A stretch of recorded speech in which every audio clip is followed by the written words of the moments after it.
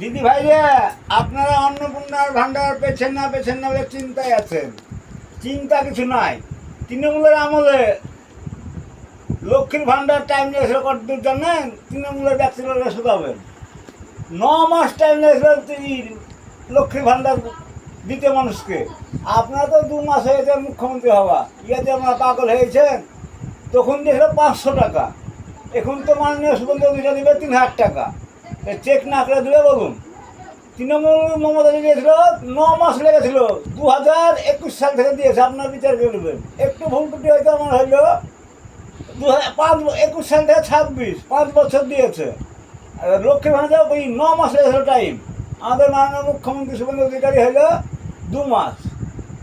তাই 2 মাস কে দেবে? আপনার থামুন, 6 মাস থামুন, 9 মাস টাইম নেবে না মাননীয় মুখ্যমন্ত্রী। তাইলে আপনারা পেয়ে যাবেন 3000 টাকা। সরকারের টাকা যা যা বলে তাকে দিবি, চিন্তা নাই। জয় শ্রীরাম।